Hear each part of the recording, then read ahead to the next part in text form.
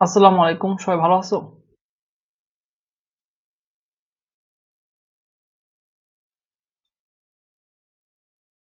হ্যাঁ, আলহামদুলিল্লাহ আমি ভালো আছি। আচ্ছা, আমরা এর আগের ক্লাসগুলো যা পড়াচ্ছিলাম তা একটু রিপিট করে নিয়ে তারপরে আমরা সামনের কথাবার্তা বলি, তাহলে মনে হয় সুবিধা হবে। দেখো, আমরা একটা তোমাদের সাথে লেকচার শিট শেয়ার করছিলাম বা লেকচার নোট। সেই নোটের ফার্স্ট পেজ এখানে দেওয়া আছে। এখান থেকে কি কি পড়ানো হয়েছিল, এটা কিন্তু আমাদের কোর্স আউটলাইন না, আমাদের কোর্স আউটলাইন তোমাদের সাথে শেয়ার করা আছে গুগল ড্রাইভে। এখান থেকে পড়ানো হয়েছিল লিনিয়ার অ্যালজেব্রা, মানে লিনিয়ার পড়া শুরু করা হয়েছিল।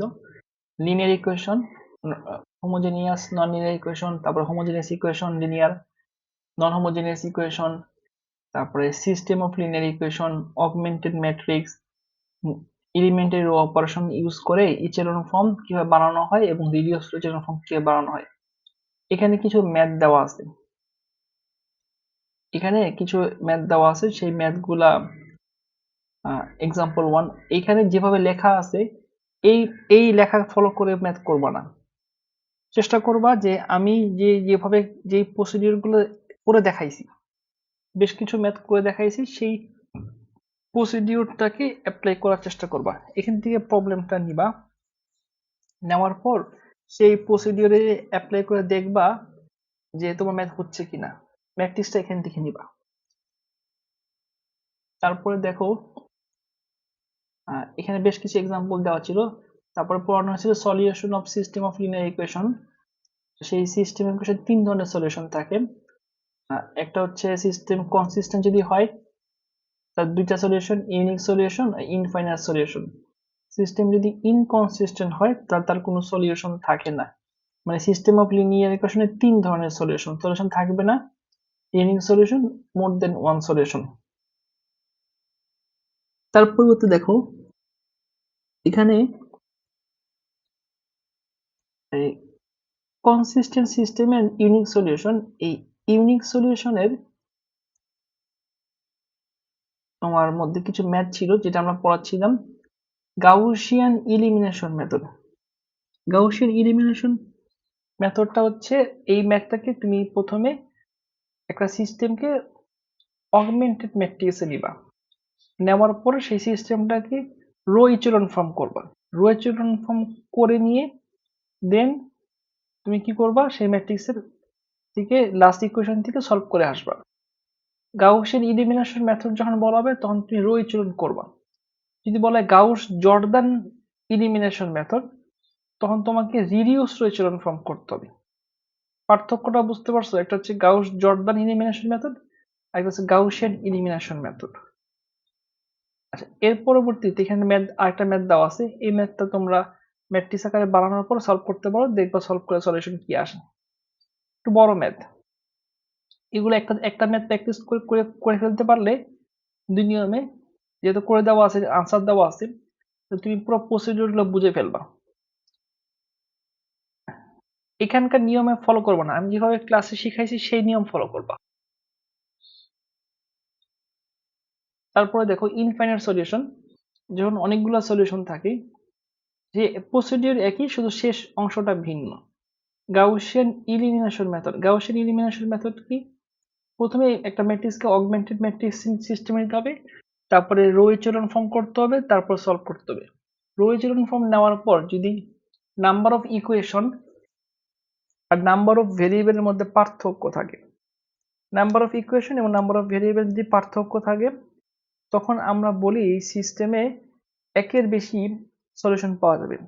যতগুলো পার্থক্য থাকবে ভেরিয়েবল আর ইকুয়েশনের সংখ্যার মধ্যে, সেই সংখ্যার পার্থক্যটা হচ্ছে তাদের ইন্ডিপেন্ডেন্ট ভেরিয়েবল সংখ্যা।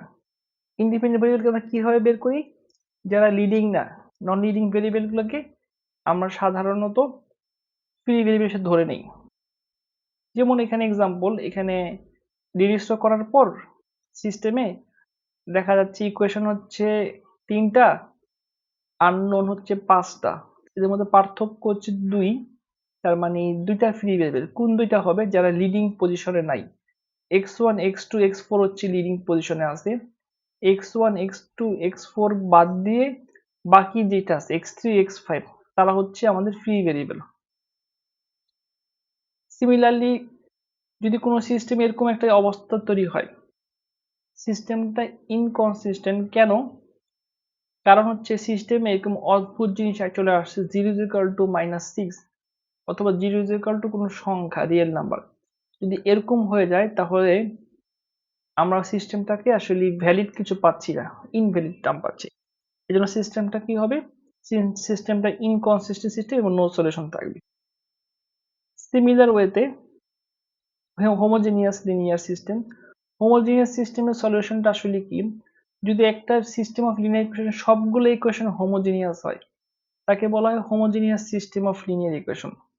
হোমোজেনিয়াস সিস্টেম অফ লিনিয়ার ইকুয়েশনের সলিউশন বের করার প্রসিডিউর হুবহু আগের মতোই, একটু পার্থক্য আছে। পার্থক্যটা কি? এখানে নো সলিউশন কোনো টার্ম নাই, সবগুলো সলিউশনই এখানে পাওয়া যাবে। তার মধ্যে একটা সলিউশন সবসময় পাওয়া যাবে, সেটা হচ্ছে ট্রিভিয়াল সলিউশন অথবা জিরো সলিউশন। মানে এই সিস্টেমে তোমার একটা কমন সলিউশন জিরো সলিউশন।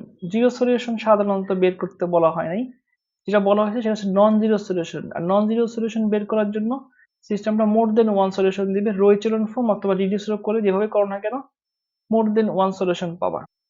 এই ছিল আমাদের এর আগের লেকচারের পড়া।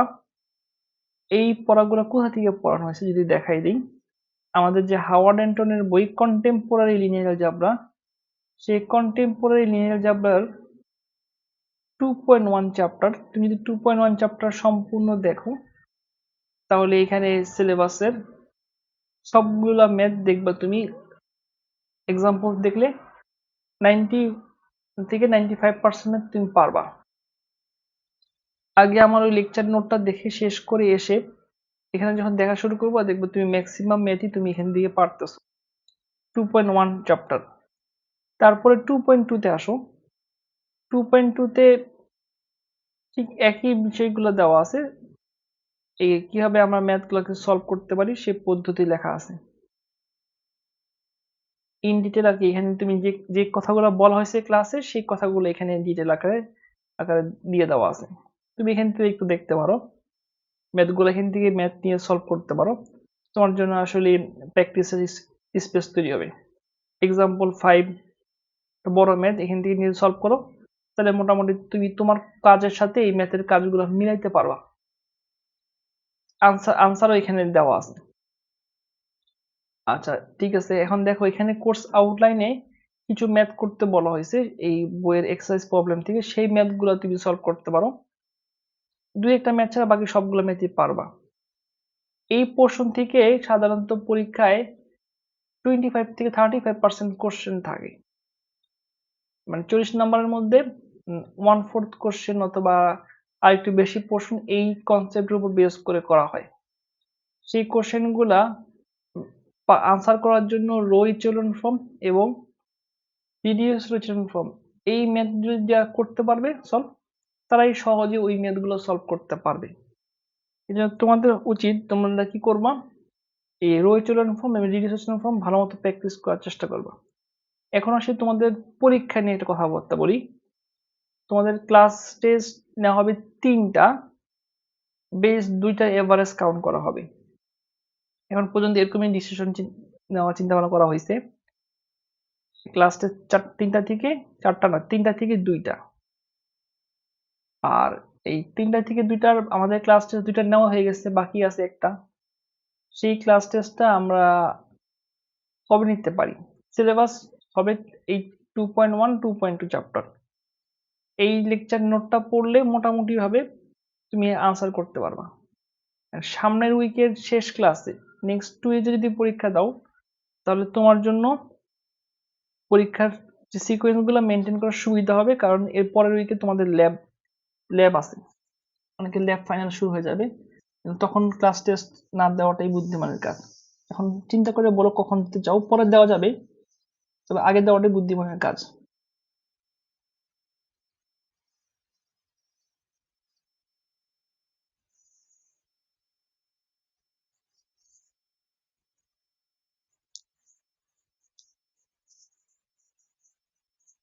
হ্যাঁ, আমার কথা কি শুনতে পাচ্ছো?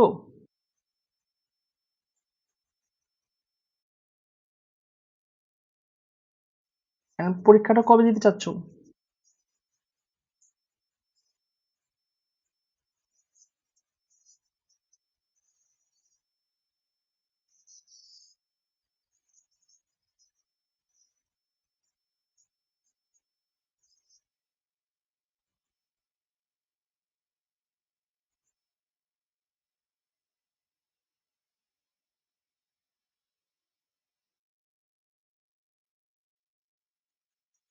আচ্ছা, তাহলে নেক্সট টুইসডেতে আমাদের লেকচার মানে CT3টাকে আপাতত দিয়ে রাখো। নেক্সট সানডেতে তো আমাদের ইনশাল্লাহ ক্লাসে দেখা হবে, সেটা ক্যাম্পাসে হবে।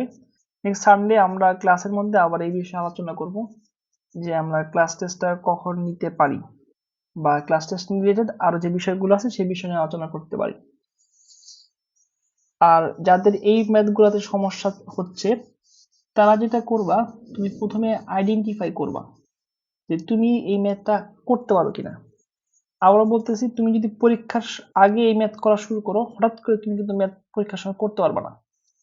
এরকমও হইতে পারে তুমি অনেক প্র্যাকটিস করছো, পরীক্ষার সময় এই ম্যাথগুলা পারফর্ম করাটা একটু কঠিন। কেন কঠিন? কারণ নিয়মগুলো অনেক সময় ভুলে যায়। এই জন্য অনেক প্র্যাকটিস করলে তুমি পরীক্ষার সময় ব্রেন ইউজ করে ম্যাথগুলো করতে পারবা। আদারওয়াইজ তোমার জন্য এই ম্যাথগুলো অনেক কঠিন হয়ে যাবে। মানে একটু আগে করাটা বুদ্ধিমানের কাজ। আমার মনে হয় নেক্সট কালকে মানে তোমাদের অন্য মানে কোনো নাই, ক্লাস টাস নাই, যদি পুরো লেকচারগুলো দেখে ফেলো এবং সেগুলো দেখে তুমি কোথায় প্রবলেম ফেস করতেছো আইডেন্টিফাই করে আমার সাথে ক্লাসে ডিসকাশন করতে পারো, অথবা ক্লাসের বাইরে কাউন্সিলিং, অথবা যদি বেশি সময় প্রয়োজন হয় ক্লাসে ডিসকাশন করবা, কাউন্সিলিং আসতে পারবা। আবার যদি অনেক বেশি সংখ্যক সমস্যা থাকে এবং অনেকের সমস্যা থাকে তাহলে আমরা আলাদা এক্সট্রা ক্লাস নিতে পারি, যে ক্লাসে আবার বেশি অতিরিক্ত আলোচনা করতে পারবো। প্রয়োজনের উপর ডিপেন্ড করে, রিকোয়ারমেন্টের উপর ডিপেন্ড করে করতে হবে। আর রিকোয়ারমেন্ট তো তোমার কাছ থেকেই আসবে। তোমার যদি প্রয়োজন হয় তাহলে তুমি সেভাবে জিনিসগুলোকে অর্গানাইজ করে নিবে এবং সেই রিকোয়ারমেন্ট গুলোকে ফুলফিল করতে পারবা। আর সাপোর্ট তো আমার কাছ থেকে আসবে, আমি সেই সাপোর্টটা দিব ইনশাল্লাহ। আচ্ছা, তাহলে আমরা এরপরে বইতে পড়ার মধ্যে আসি। এরপর আমরা শুরু করবো 3.1 চ্যাপ্টার। এখান থেকে আজকে ক্লাসে ইনশাল্লাহ আমরা যে সেকশন 3.1 অপারেশন ম্যাট্রিক্স পড়াবো। এই চ্যাপ্টারগুলো খুব সহজ, এগুলা মোটামুটি একবার দেখলে আর আসলে করতে হয় না, এরা খুব ইজি চ্যাপ্টার। সেকশন 3.2 দেখার চেষ্টা করব, সেকশন 3.3 এখান থেকে আমাদের বেশ কিছু ম্যাথ আমরা দেখব। তারপরে আমরা হয়তো বা 4.1 2 3 দেখব। এগুলো দেখলে মোটামুটি আমাদের সিলেবাস কভার হয়ে যাবে। আর এর আজকে ক্লাসের পর আমাদের ক্লাস সংখ্যা আছে 4টা। একটা ক্লাসে তো পরীক্ষাই হবে, আর বাকি 3টা ক্লাসে বাকি কন্টেন্ট গুলা এবং প্রিভিয়াস কন্টেন্ট নিয়ে আলোচনা করা যাবে যদি সময় থাকে। আচ্ছা, আমরা 3.1 চ্যাপ্টার থেকে শুরু করতেছি। Section 3.1 operations on matrix. ম্যাট্রিক্সের অপারেশন, ম্যাট্রিক্সের যোগ বিয়োগ গুণ এগুলো আর কি। ম্যাট্রিক্সটা কি? ম্যাট্রিক্স হচ্ছে একটা রেক্টেঙ্গুলার অ্যারে, তার কিছু রো থাকে এবং কলাম থাকে।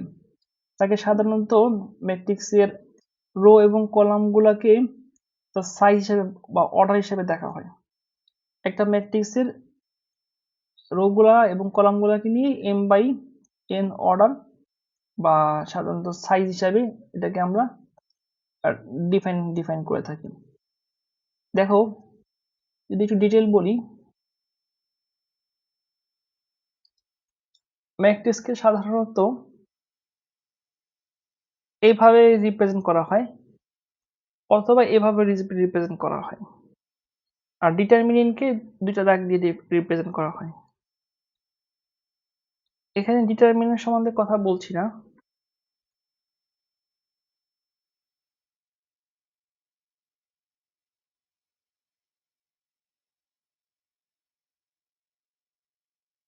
দেখো এই একটা ম্যাট্রিক্স, এই ম্যাট্রিক্সের এইগুলাকে বলা হয় রো,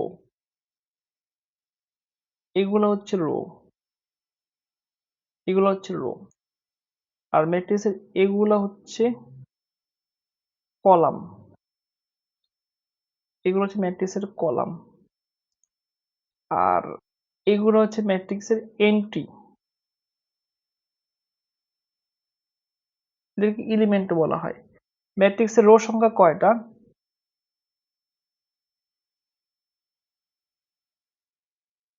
রো সংখ্যা 3টা, 3/3 সাইজ, কলাম সংখ্যা 3টা।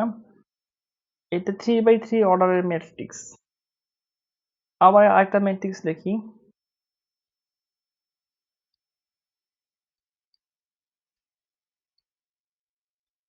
এই একটা ম্যাট্রিক্স, এই ম্যাট্রিক্সের অর্ডার কত? ম্যাট্রিক্সের রো সংখ্যা হচ্ছে 3, কলাম সংখ্যা 2, এটার সাইজ হচ্ছে 3/2, মানে 3/3 অর্ডারের একটা ম্যাট্রিক্স। এরকম ম্যাট্রিক্সের সাধারণত সাইজ দেখানো হয়, তার প্রথমে রো লেখা হয়, পরে লেখা হয় কলাম। আচ্ছা, এখন দেখি, মনে করো একটা ম্যাট্রিক্স, ম্যাট্রিক্সের এন্ট্রিকে AIJ এভাবে লেখা হয়। এখন এই ম্যাট্রিক্সটা যদি এভাবে লিখি,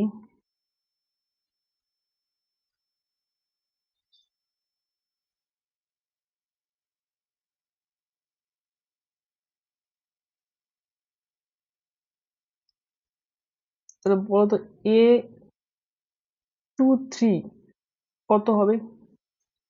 2 number rho, 1 2 2 number rho, 3 number column, 1 2 3, এটা হচ্ছে 8। আচ্ছা, A32 কত হবে? 3 নাম্বার রো, 2 নাম্বার কলাম, 3 হবে। যদি বলা হয় A34, তাহলে কত হবে? এক্ষেত্রে 4 নাই, মানে কোশ্চেনটা ভ্যালিড হয় নাই। এখানে যেহেতু 4টা কলাম নাই, এজন্য সেই কোশ্চেনটা ভ্যালিড হবে না। এগুলো মোটামুটি ম্যাট্রিক্সের কিছু প্রপার্টি। এখন আমরা দেখব ম্যাট্রিক্সের ইকুয়াল, এটা ম্যাট্রিক্স কখন ইকুয়াল হয়। দেখো, এ একটা ম্যাট্রিক্স, বি একটা ম্যাট্রিক্স। এ ম্যাট্রিক্সের সাইজ কত? 2/2। বি ম্যাট্রিক্সের সাইজ 2/2। এ আর বি যদি সমান হয়, তাদের সাইজ বা অর্ডার ম্যাচ করতে হবে এবং তাদের করসপন্ডিং এন্ট্রিগুলা পজিশন যেখানে থাকে সেই পজিশনগুলা ম্যাচ করতে হবে। যেমন এর যে পজিশনে 2 আছে, বি এর ঠিক সেই পজিশনে 2 থাকবে। 1 যেখানে আছে 1 সেখানে থাকবে, 3 যেখানে আছে সেখানে 3 থাকবে। x + 1 = 5, তার মানে x + 1 এর মান কত হবে? 5। x এর ভ্যালু কত হবে? x এর ভ্যালু হচ্ছে 4। তার মানে কোন একটা ম্যাট্রিক্সের যদি আমরা সমান হয়, সাইজ ম্যাচ করতে হবে এবং সেই ম্যাট্রিক্সটা সাইজ ম্যাচ করার সাথে সাথে তার করসপন্ডিং এন্ট্রিগুলোকেও সমান হতে হবে। তারপর আসো ম্যাট্রিক্সের এডিশন। একটা ম্যাট্রিক্স যদি আমরা অ্যাড করি, তাহলে সাইজ যেমন ম্যাচ করতে হবে, করসপন্ডিং টার্মগুলোর সাথে তার এডিশন কাজ করবে। ডিটেল কথা বলি।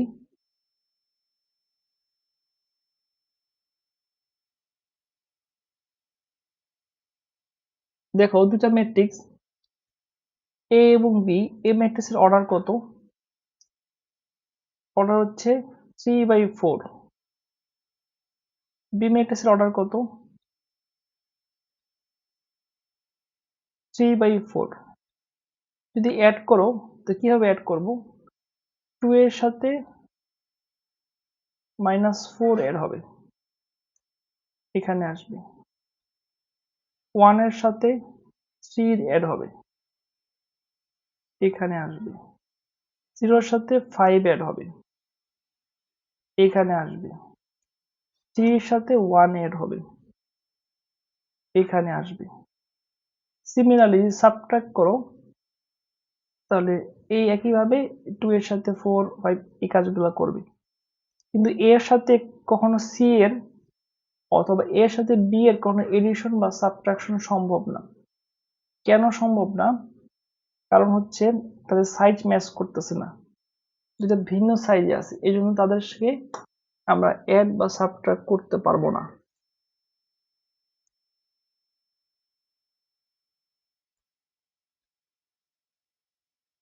তারপরে দেখো এক্সাম্পল 3, ম্যাট্রিক্সের কিছু সংখ্যা বা কোন সংখ্যা দিয়ে যদি কোনো ম্যাট্রিক্সকে মাল্টিপ্লাই করো, তা প্রতিটা এন্ট্রিকে সেই সংখ্যা দিয়ে মাল্টিপ্লাই করতো।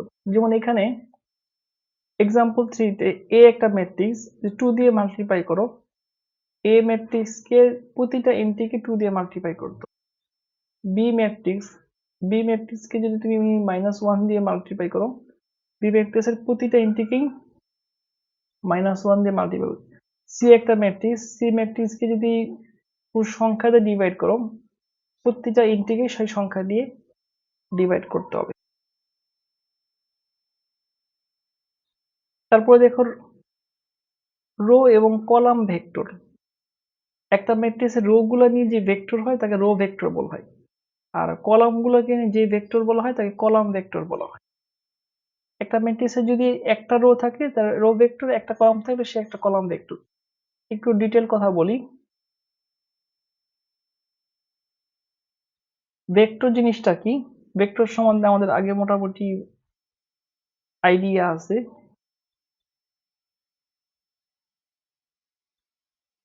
এই যে ভেক্টর হয় আমরা এইভাবে লিখতে পারি, আমরা কোনো কোনো ভেক্টরটাকে এইভাবে লেখা হয়।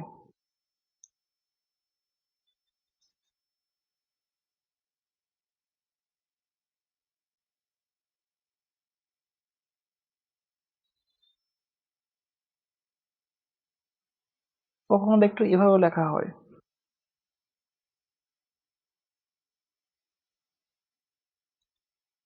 আচ্ছা, এখন তোমার কাছে যদি একটা ম্যাট্রিক্স থাকে এ,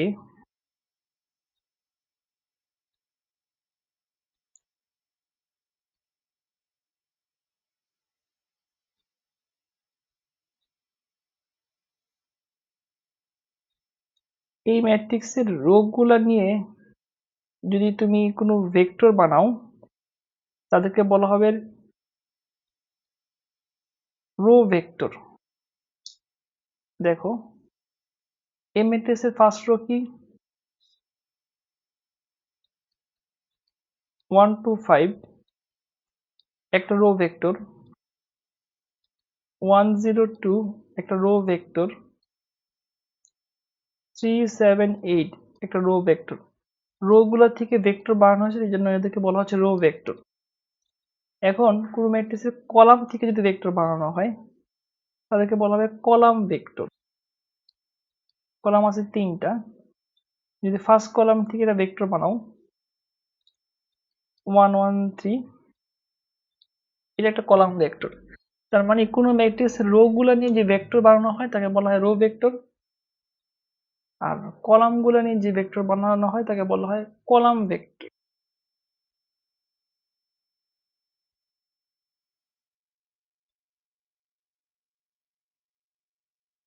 দেখো একটা একটা সিস্টেমকে X is equal to B এইভাবে লেখা যায়। একটা ম্যাট্রিক্সের একটা প্রোডাক্টের প্রপার্টি এখানে ইউজ করা হয়েছে, সেই প্রপার্টির প্রোডাক্টটি সম্বন্ধে বলছি।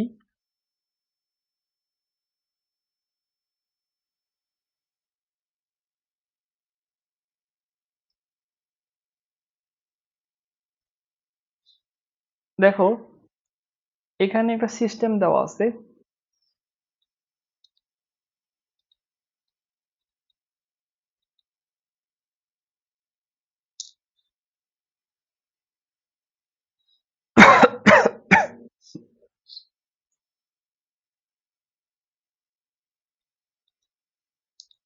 এই সিস্টেমে তোমার আমরা এভাবে না, আমরা লিখতে চাচ্ছি এই সিস্টেমটাকে A X is equal to B এই ফর্মে লিখতে চাচ্ছি। এটা কি, এ হচ্ছে কোএফিসিয়েন্ট ম্যাট্রিক্স। কোএফিসিয়েন্ট ম্যাট্রিক্সটা কি, এখানে যে এক্স ওয়াই জেড, এখানে এক্স ওয়াই জেড না, এখানে ভেরিয়েবল হচ্ছে X one X two X three, তাদের কোএফিসিয়েন্ট নিয়ে যেই ম্যাট্রিক্স তৈরি হচ্ছে, এই যে এই ম্যাট্রিক্সটা অথবা এদেরকে নিয়ে, এদেরকে বলা হয় কোএফিসিয়েন্ট ম্যাট্রিক্স। ভেরিয়েবল গুলো নিয়ে যে কলাম ভেক্টর ম্যাট্রিক্সও বলা যেতে পারে, তাকে বলা হচ্ছে এক্স ভেক্টর, আর বি হচ্ছে কনস্ট্যান্ট টার্ম। এখন তুমি যদি এটাকে এই ফর্মে লিখতে চাও, 1 2 3 2 5 3 1 0 8, আর এখানে হচ্ছে x1 x2 x3 is equal to b। b এর ভ্যালু কত, 5 3 17 কিভাবে লিখলাম a x is equal to b, মানে এই ফর্মে লেখা হয়েছে। এখন যদি ক্যালকুলেশন করো, তো ক্যালকুলেশনটা দেখতে কেমন হবে? এখানে ফার্স্ট রোর সাথে ফার্স্ট কলামের মাল্টিপ্লিকেশন, তাহলে x1 plus 2x2 plus 3x3, আবার সেকেন্ড রোর সাথে এই কলামের multiplication 2x1 plus 5x2 plus 3x3। থার্ডের ক্ষেত্রে একই ঘটনা, x1 plus 0x2 plus 8x3 is equal to 5 3 17। দেখো এই ম্যাট্রিক্সের অর্ডার কত? 3/1। এই ম্যাট্রিক্সের অর্ডার কত? 3/1। এখন দুইটা ম্যাট্রিক্স যদি সমতা করো, এই টার্মটা কি হবে? Is equal two 5। এই টার্মটা কি হবে? Is equal two 3। এই টার্মটা কি হবে? Is equal two 17। ইকুয়েশনটা লিখলে কি লিখতে পারবো? ফার্স্ট ইকুয়েশন থেকে x1 plus 2x2 plus 3x3 is equal to 5। Second equation থেকে যদি লিখি 2x1 5x2 plus 3x3 is equal to 3। Third থেকে লিখলে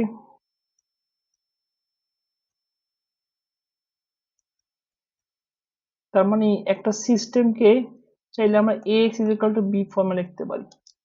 দেখো তুমি এটা বুঝতে পারো কিনা, 1 মিনিট দেখো, তারপর কোশ্চেন আনসার দিচ্ছি।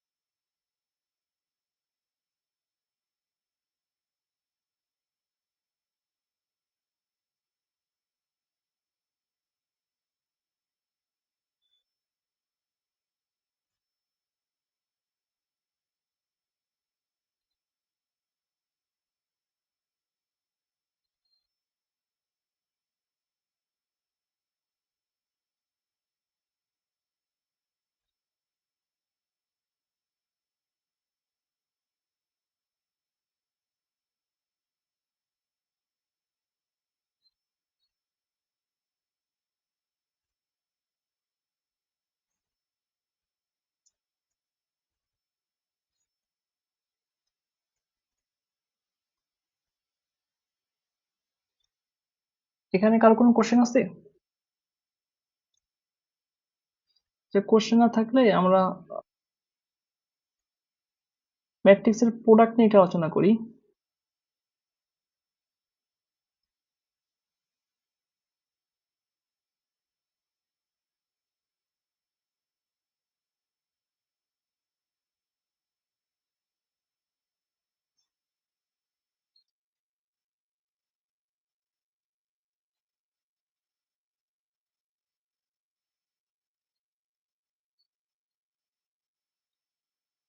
দুটো ম্যাট্রিক্স যদি ইকুয়াল হয় তাহলে অর্ডার তো ম্যাচ করবেই, তার সাথে তার যে করসপন্ডিং এন্ট্রি গুলা বিভিন্ন পজিশনে সেগুলোকে সমান হতে হবে যদি ইকুয়াল দেখাতে চাও।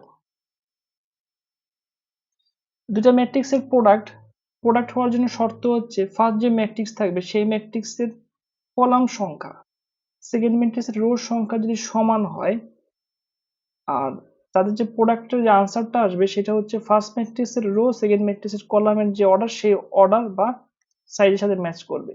এক্সাম্পল দিয়ে বোঝাই, এই একটা ম্যাট্রিক্স যদি 4/2 অর্ডার বা সাইজের হয়, বি ম্যাট্রিক্স যদি 3/3 সাইজ হয়, তাহলে এই দুটা সমান, তাহলে কি প্রোডাক্ট সম্ভব? প্রোডাক্ট সম্ভব। প্রোডাক্টের যেটা হবে তার অর্ডার কত হবে? 4/3 অর্ডারের হবে।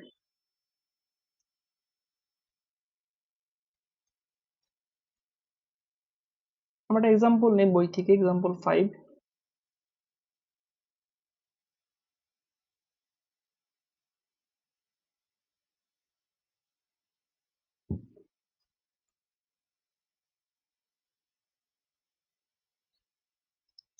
এক্সাম্পল 5 এর এ ম্যাট্রিক্সের অর্ডার কত?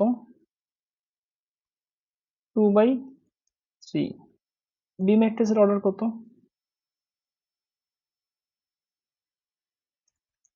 3/4।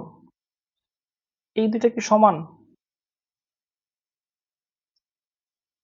এ বি ম্যাট্রিক্সের অর্ডার কত হবে?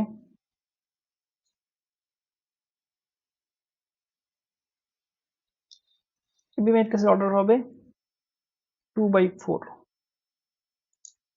এখন তুমি যদি এ বি ম্যাট্রিক্স বের করতে চাও, এ বি ম্যাট্রিক্সের অর্ডার তো 2/4 হবে।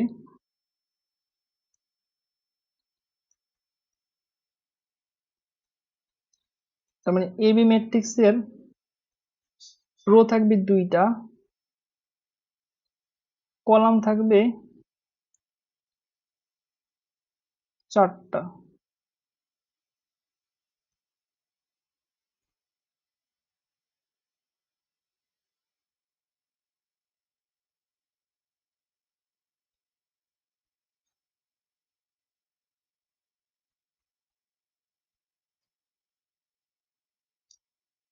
কিভাবে আমরা ম্যাট্রিক্সের মাল্টিপ্লিকেশন করতে পারি? ফার্স্ট রোর সাথে ফার্স্ট কলাম, 1 এর সাথে 4 প্লাস 2 এর সাথে 0 প্লাস 4 এর সাথে 2, 12। দেখো, এরপরে ফার্স্টের সাথে সেকেন্ড কলাম, তারপরে ফার্স্টের সাথে থার্ড কলাম, ফার্স্টের সাথে ফোর্থ কলাম। তার মানে যখন আমরা কাজগুলা করি, কিভাবে কাজ করি? কাজগুলা করার সময় মনে করি এটা হচ্ছে রো 1, এটা হচ্ছে রো 2, এগুলো কলাম 1, কলাম 2, কলাম 3, কলাম 4। তার মানে এ ম্যাট্রিক্সের রো 1 এর সাথে বি ম্যাট্রিক্সের কলাম 1, এই সব জায়গায় রো সেম থাকবে। রো 1, রো 1, রো 1 সেম থাকবে, রো তো চেঞ্জ হচ্ছে না। এ বি ম্যাট্রিক্সের রো 1 তো সবার জন্য ফিক্সড। কলাম যেহেতু চেঞ্জ আসতেছে, এখানে কলাম হবে C2, এখানে কলাম হবে C3, কলাম হবে C4। আবার এখানে রো 2 সবার জন্য রো 2 সেম, এই রোটা কার? A2 ম্যাট্রিক্সের রো 2, তার সাথে column C1, C2, C3, C4। C1, C2, C3, C4। এই এই ডিটেইল ক্যালকুলেশনটা এক্সাম্পল 7 এ দিয়ে দেওয়া আছে।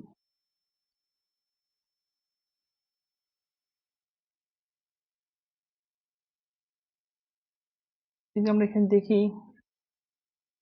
এক্সাম্পল 7 এ এই বিষয়টা সম্বন্ধে আরেকটু ডিটেইল লেখা আছে।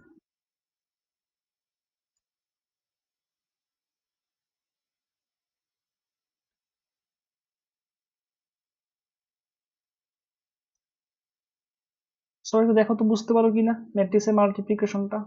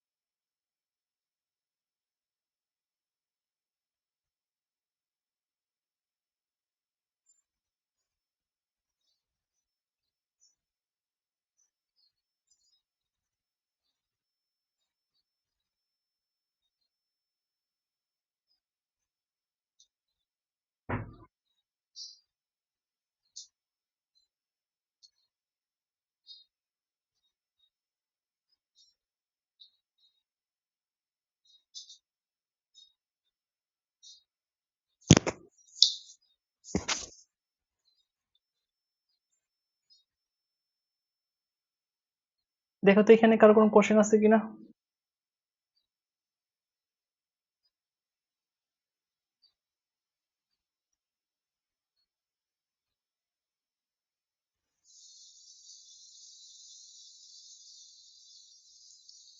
তারপর দেখো ট্রান্সপোজ অফ এ ম্যাট্রিক্স, কোন একটা ম্যাট্রিক্সের রো গুলো যদি কলামে কনভার্ট করা হয়, কলাম গুলো রোতে করা হয়, তাকে আমরা ট্রান্সপোজ বলি।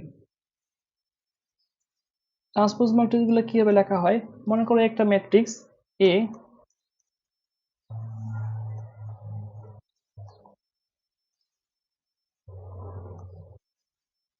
যদি এ ট্রান্সপোজ করা হয়,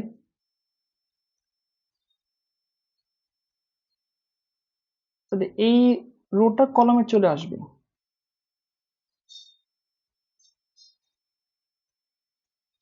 মানে কোনো ম্যাট্রিক্স রো গুলো যদি কলামগুলো যদি রোতে হয়, তাকে আমরা বলি ট্রান্সপোজ ম্যাট্রিক্স।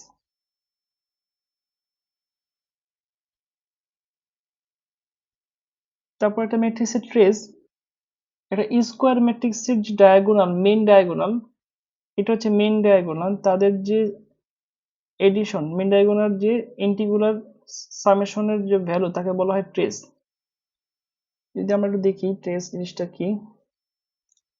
একটা ম্যাট্রিক্স এ মনে করি স্কোয়ার ম্যাট্রিক্স 1 2 5 7 3 1 0 2 5।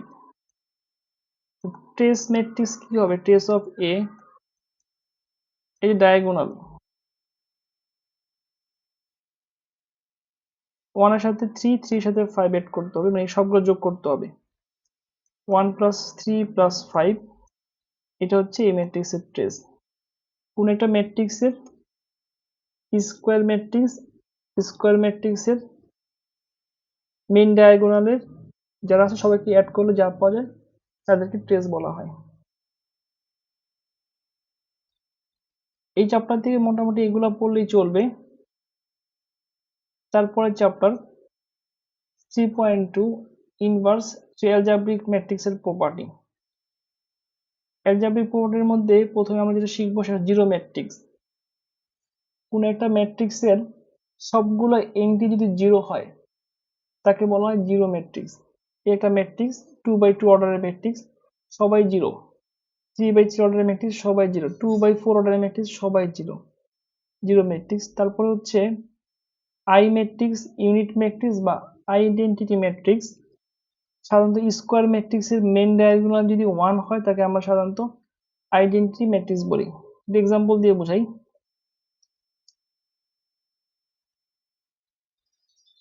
এটা হচ্ছে 1/1 অর্ডারের ম্যাট্রিক্স I1। আরেকটা ম্যাট্রিক্স থেকে 1 0 0 1, 2/2 order square matrix, main diagonal 1, বাকি সবগুলো জিরো, এটাকে আমরা I2 বলি। 3/3 ম্যাট্রিক্স হয়,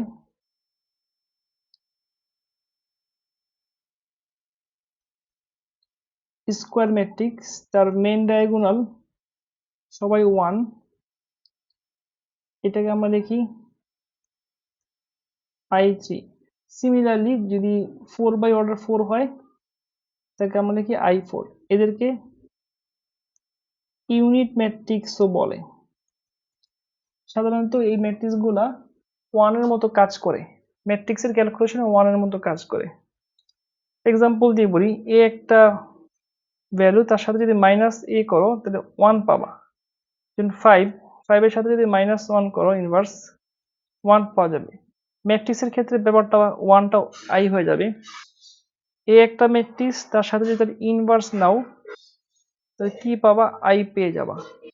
তার মানে কোন একটা ম্যাট্রিক্সের সাথে তার ইনভার্সকে মাল্টিপ্লাই করলে কি পাবো, আমরা আই ম্যাট্রিক্স পাবো।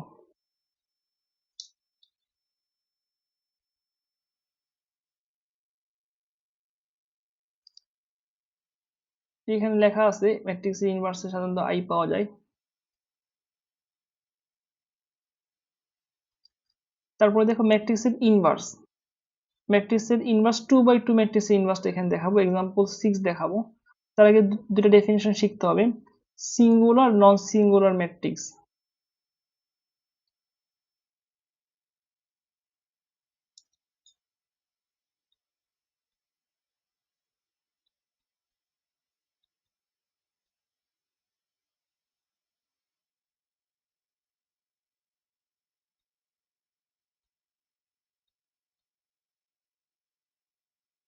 কোন একটা ম্যাট্রিক্স এ যদি স্কোয়ার ম্যাট্রিক্স হয়,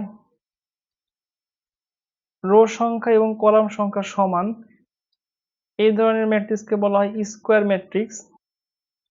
সেই স্কোয়ার ম্যাট্রিক্সের ডিটারমিনেন্ট যদি 0 হয় তাকে বলা হয় সিঙ্গুলার ম্যাট্রিক্স। সিঙ্গুলার ম্যাট্রিক্সের কোনো ইনভার্স থাকে না, নট ইনভার্টিবল, ইনভার্স পসিবল না। তারপর হচ্ছে নন সিঙ্গুলার ম্যাট্রিক্স।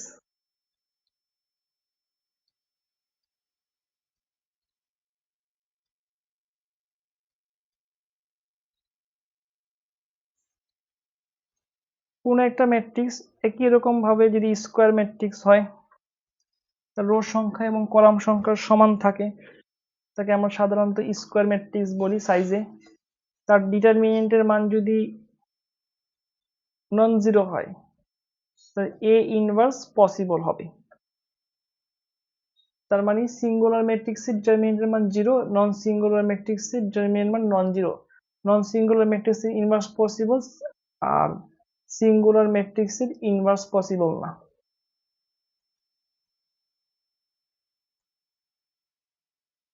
আমরা এখানে একটা ম্যাথ দেখি, এক্সাম্পল 6।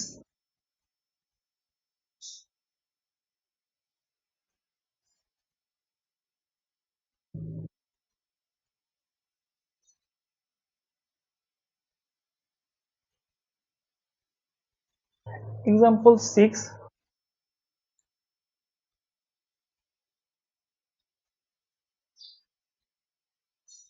এক্সাম্পল 6 এ এ ম্যাট্রিক্সে যদি ইনভার্স বের করতে বলা হয়,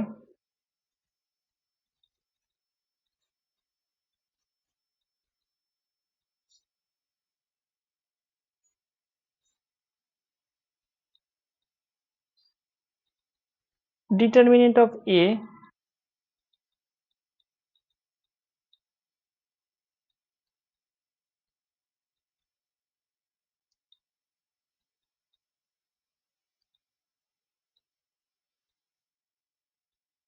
(6 times 2 minus 5 times 1 equal to 7).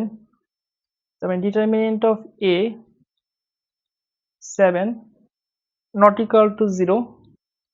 তার মানে এই ম্যাট্রিক্সটা ইনভার্টিবল, তার মানে এই ম্যাট্রিক্সের ইনভার্স সম্ভব। ইনভার্সটা কি হবে? A inverse 1 by determinant of A adjoint matrix. কিভাবে লিখতে হয় একটু দেখাই। মেইন ডায়াগোনালের তারা তাদের অবস্থান চেঞ্জ করবে, মানে 6 এর জায়গায় 2 আসবে, 2 এর জায়গায় 6 আসবে। আদার ডায়াগোনাল যদি প্লাস থাকে তার আগে মাইনাস দিয়ে দিতে হবে। এখানে যদি প্লাস থাকে তাহলে কি দিতে হবে? মাইনাস দিতে হবে। তো ইনভার্সটা কি হবে?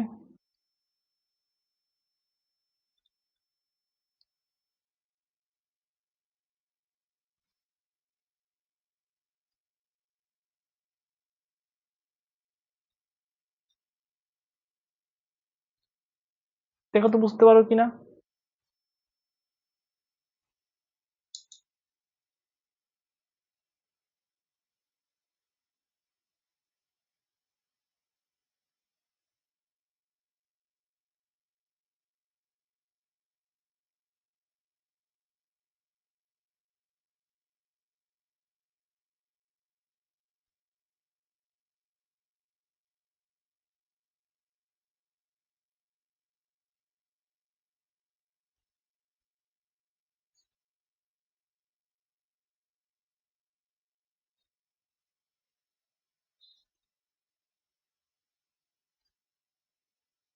আচ্ছা দেখো, এরপর হচ্ছে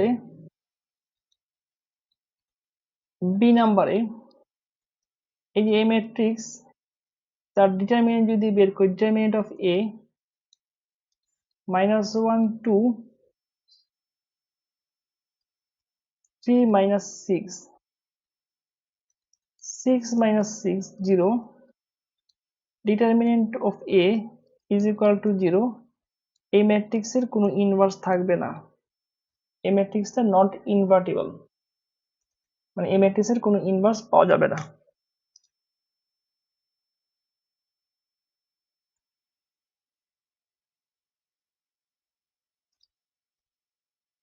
আরো কিছু বিষয়, এক্সাম্পল 9,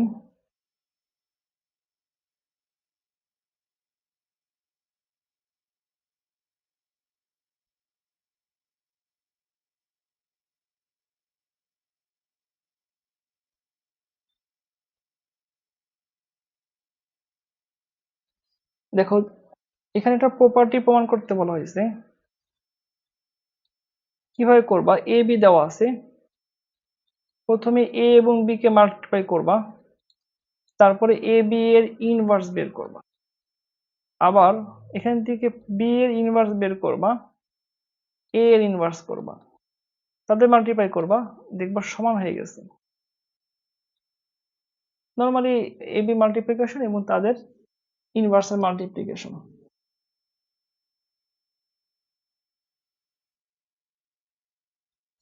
তারপরে দেখো পাওয়ার অফ এ ম্যাট্রিক্স, একটা ম্যাট্রিক্সের পাওয়ার যদি থাকে, এ তো একটা ম্যাট্রিক্স স্কোয়ার ম্যাট্রিক্স হতে হবে অবশ্যই, তার পাওয়ার যদি 0 হয় তাহলে এটা 1 হওয়ার কথা, 1 মানে ম্যাট্রিক্সে আই। আবার A to the power N, N এর মান যদি 3 হয়, 3 বার এ কে মাল্টিপ্লাই করতে হবে। আবার A to the power minus N, A inverse কে 3 বার, যদি 3 হয় এন এর মান 3 হয়, তাহলে 3 টাইমস মাল্টিপ্লাই করতে হবে, অথবা ইনভার্স বের করে 3 টাইমস মাল্টিপ্লাই করতে হবে। দুইভাবে করা যেতে পারে। এখানে একটা থিওরেম দেওয়া আছে, এই থিওরেমে দেখো এই যদি ইনভার্টিবল হয় তাহলে এই কন্ডিশন স্যাটিসফাই করবে এবং এই কন্ডিশনগুলো স্যাটিসফাই করবে। আমরা এখানে একটা এক্সাম্পল 10 ম্যাথ একটু দেখি।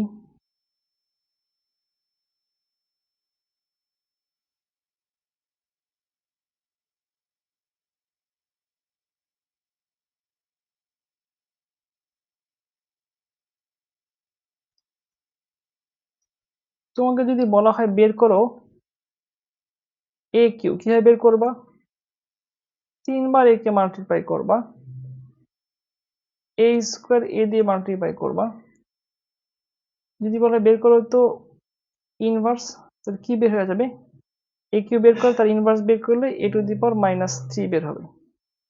যদি বলা হয় বের করো তো এ টু দি পাওয়ার -কিউ, তাহলে তুমি এই ইনভার্স বের করে তাকে 3 বার কিউব করতে পারো, সেটাও করতে পারো, যেটা কমফোর্ট ফিল করো। এখানে দেওয়া আছে, দুইভাবে দেওয়া আছে। প্রথমে ইনভার্স বের করে তাকে 3 বার মাল্টিপ্লাই করা হয়েছে, আবার এ কিউ বের করে তাকে ইনভার্স করা হয়েছে, সমানটা সেম আসছে।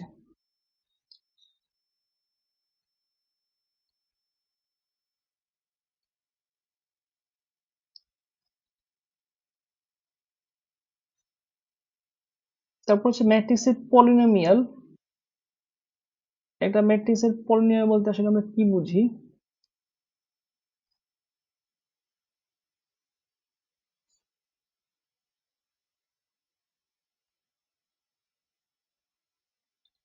কোন একটা ম্যাট্রিক্স এখানে দেওয়া আছে,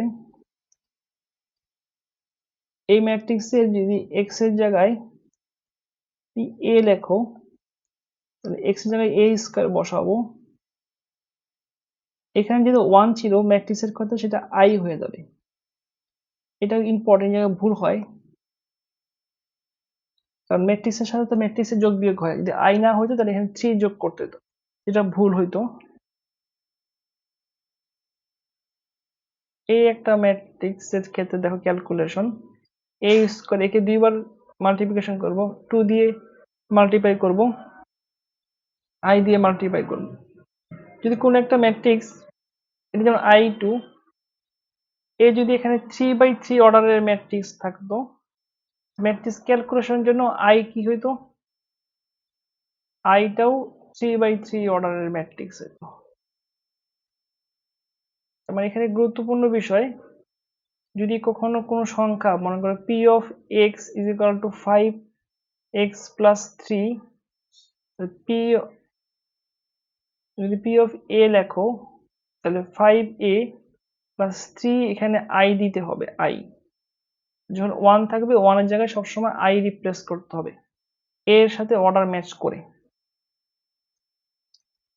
3.1 এবং 3.2 চ্যাপ্টার, এই দুই চ্যাপ্টারে মোটামুটি এই ম্যাথগুলা করলেই চলবে। 3.3 যে চ্যাপ্টার, সেই চ্যাপ্টারে আমরা 3/3 অর্ডারের ইনভার্স আমরা শেখানোর চেষ্টা করবো ইনশাল্লাহ।